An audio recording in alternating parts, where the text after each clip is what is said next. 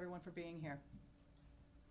On Sunday, APD responded to multiple 911 calls reporting a shooting outside of Buford's at 700 West 6th Street.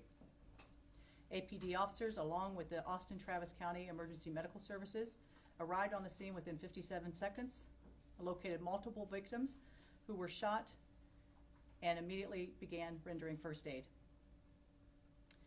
Putting a map up now of the location. The investigation revealed that a black Cadillac SUV was traveling southbound on Rio Grande Street when it pulled alongside Buford's, and the driver of this vehicle began shooting a semi-automatic handgun into the crowd of people that were standing outside of the bar. Several individuals were struck. The vehicle then continued westbound on West 6th and parked near the intersection of West 6th Street and Wood. The suspect then exited the vehicle armed with an AR-15 rifle. The suspect fired at a pedestrian, striking them, then walked back toward the bar. As additional officers arrived, they were directed by the suspect's location by brave people that were caught in this nightmare, and they worked to move bystanders to safety and establish a secure perimeter. At 2:03, 3 officers located the suspect near the intersection of West 6th and West Avenue. The suspect discharged his firearm at the direction of the officers. The 3 officers discharged their firearms, striking him multiple times. Officers approached the suspect, took him into custody, requested medical assistance. The suspect was later pronounced deceased at the scene. Our suspect is a 53-year-old male. The Austin Police Department has had no contacts with this suspect. His only interaction with law enforcement was in 2022, and that was a check welfare in an outside agency. This call was referenced his mental health. As this investigation has progressed, APD has learned of additional victims. APD is now aware of a total of 19 people that have been struck by gunfire. 3 people, including the suspect, were pronounced deceased at the scene. The 2 deceased victims on scene were identified as a loving daughter and a friend, Savitha Sean, 21 years of age, and a loving son and friend, Ryder Harrington, 19 years of age. These are 2 people that were dearly loved throughout this community, and that is quite clear. Both young individuals with bright futures ahead of them. On Monday, March 2nd, one of the victims, identified as a loving son and friend, George Pedersen, 30 years of age, was pronounced deceased, and he had just moved to Austin 2 weeks prior. At this time, 2 victims remain at local hospitals, with 1 in critical condition. Before we begin showing the material, I want to acknowledge the complexity and the gravity of this scene. This viewing material that you're about to see is difficult to hear, it's difficult to see. We didn't do this for the shock value. This is about being as transparent as we can, and believe me, we had to look through video that was appropriate to release to all of you. But it was important, again, to understand the events that led up to this officer-involved shooting. Any video showing the suspect firing his pistol into the crowd is too graphic to show, and we will not share that publicly. We will begin by listening to 2 911 calls, and as you can imagine, we received numerous calls, 911 calls, which were hard to listen to. And these are the 2 that we're going to be sharing today.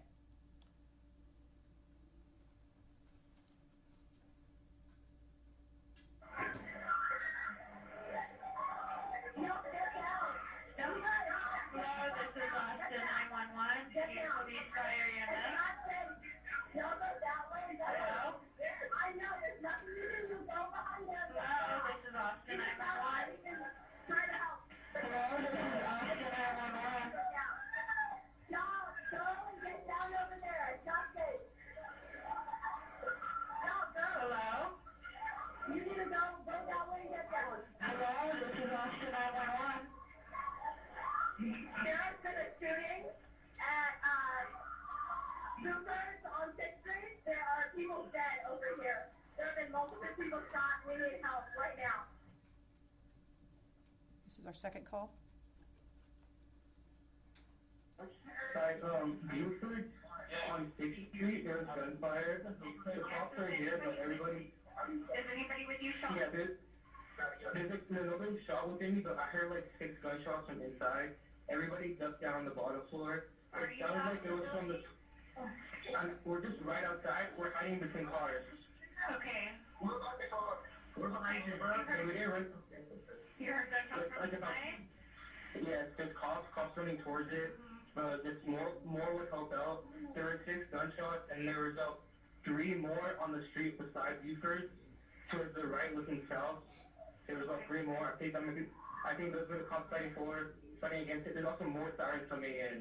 Yes, we have a lot of help on the way, okay? Stay in a safe place. I need to go answer another 911 call, okay? Go for it. Thank you. We're fine. We're in cars. But answer another call, please. Yeah, stay We're all safe, safe. okay? We're all safe. All right. We're all safe. Thank you. It was. We're now going to listen to radio traffic.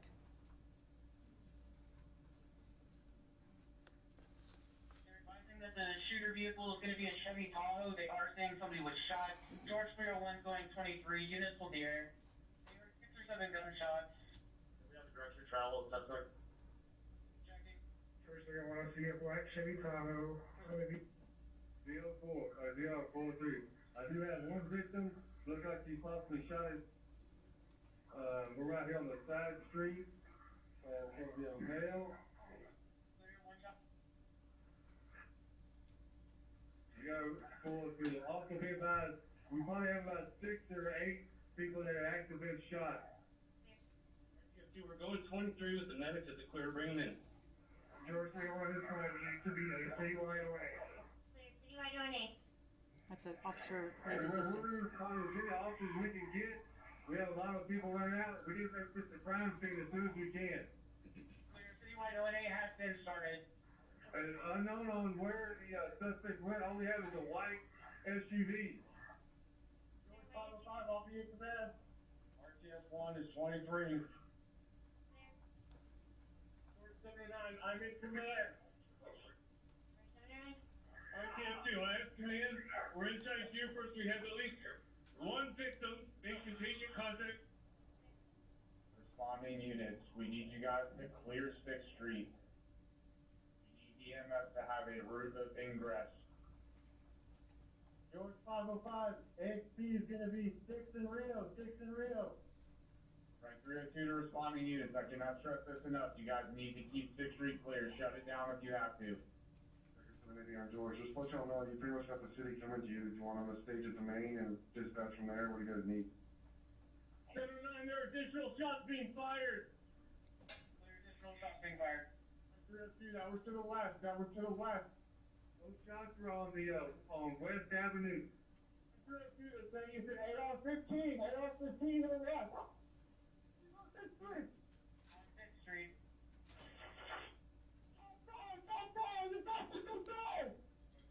Shots fired, 1 round. 6 on West House. Black sweater, light camera. I'm on the topic. Move to now, over the street. And left.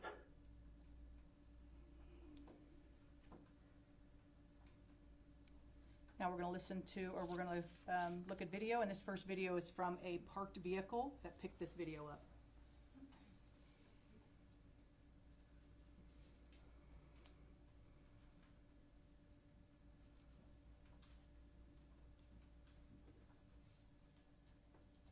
You can see our suspect come into frame. He has the AR in his hand.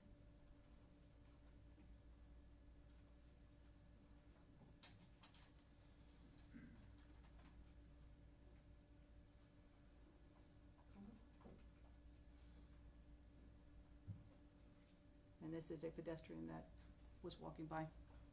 Second video is our halo surveillance. That is our high activity location observation. And this is throughout downtown, at least that 6th Street area. We were able to capture this. And the red circle there is going to be, this is after he parked the vehicle and as he's walking eastbound on 6th Street toward the officers. This is what that's going to show.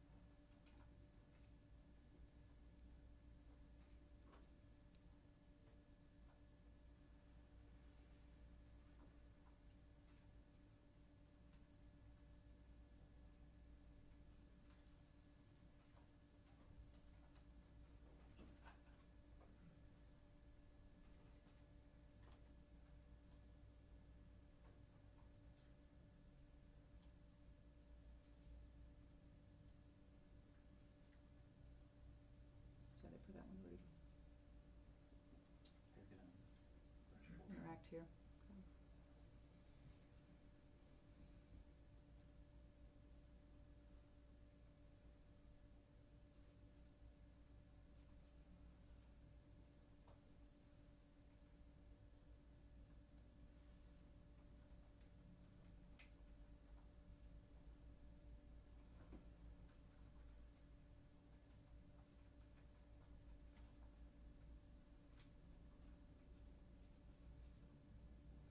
The next video will be body-worn camera from Officer 1.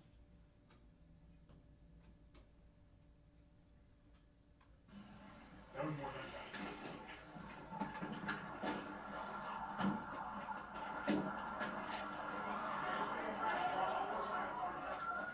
Hey, I'm with you.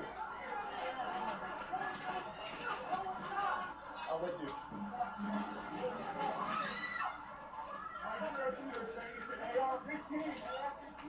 Down! Everybody down! Down! Down! Down! Where is he?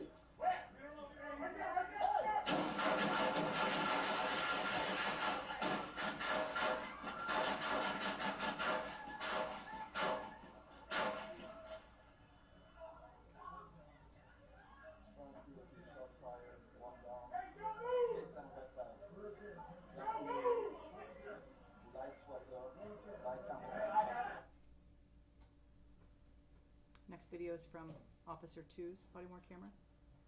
This was an officer that was on West Street. Where is it? Where is it? Over there. He's on 6th Street. Where is it? Where is it? Push up!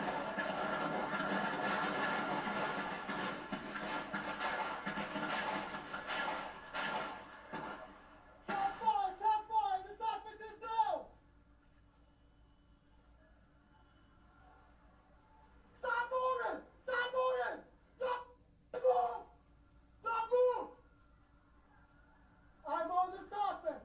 Move here now! I'm on the 6th and west!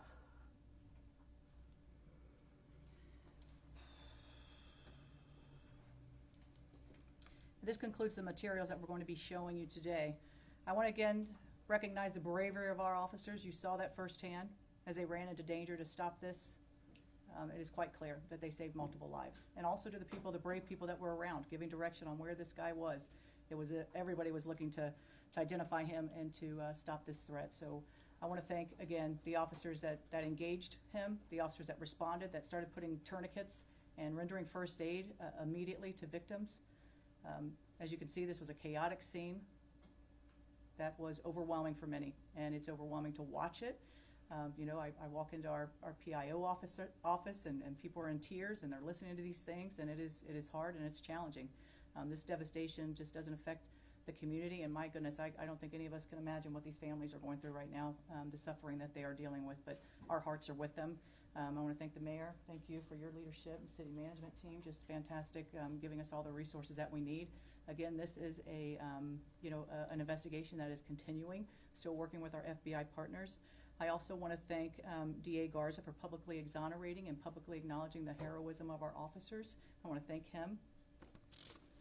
And then I want to also make sure that our community is aware of our victim services. We have a fantastic victim service here in APD. We have 52 counselors. We're very fortunate here, but anyone who is having any trauma or any issues or questions about this can call them at 512-974-5037. Also, if anyone has evidence that they would like to send, I know a lot of people captured video and audio. This QR code, if they want to hit that, they can send and upload that information, and that will go to a detective. And again, if you see, the amazing thing is when we look at all of these 911 calls, it's about calling as soon as possible. Anyone who sees something, hears something, please call 911 immediately. Thank you all for coming. Okay,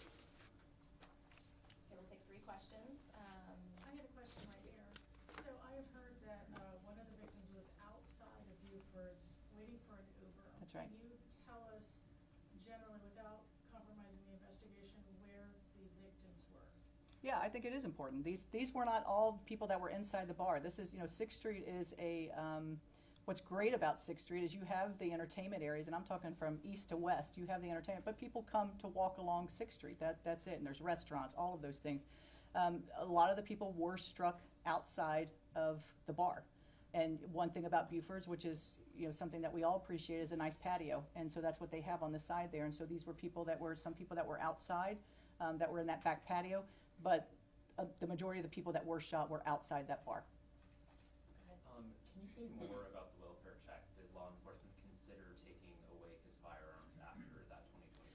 I believe this in 2022, it may have been out of New York that check welfare was there. I think, I don't know that they had enough to do a commitment for him. I think what I'm hearing is they gave him resources to call, that type of thing. So I don't think the check welfare led to any commitment from there. Do you know anything about his mental state? I do not. Chief, can you probably give us an update on anything investigators have found about potential link to terrorism as a motive here?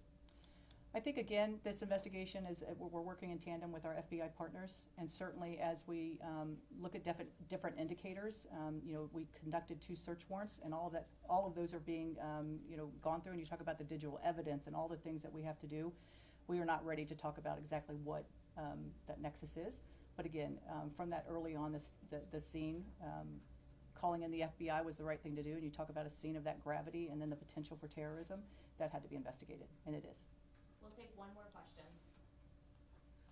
You talked about how the way you staffed the 6th Street area led to you guys being able to react quickly.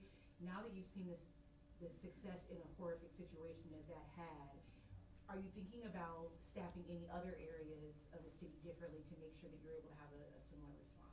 Or are you already doing that? Yeah, I think when we look at, and again, Halo being that area where there's so much concentration, and as Austinites, that 6th Street area is that entertainment area, and we get thousands of visitors there on the weekend. And so, believe me, as new chief, when I came here, I thought, my gosh, look at the amount of overtime and the resources that we spend on 6th Street.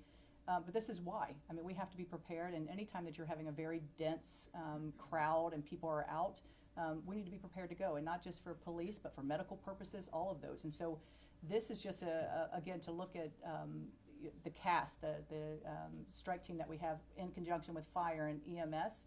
That's what responded to these scenes as well, is being able to get there quickly to address these situations. So they will remain, and as we move forward, any crowds that we have, we are a department, again, that practices best practices throughout the country, and people look to us to what we do. Having that group every Friday, Saturday, Sunday, they're in this room. They have these cameras up on 6th Street. All of this, they're being looked at. So it is something that we do for very large events, so we're ready and we're prepared to go. Thank you. All right, thank you.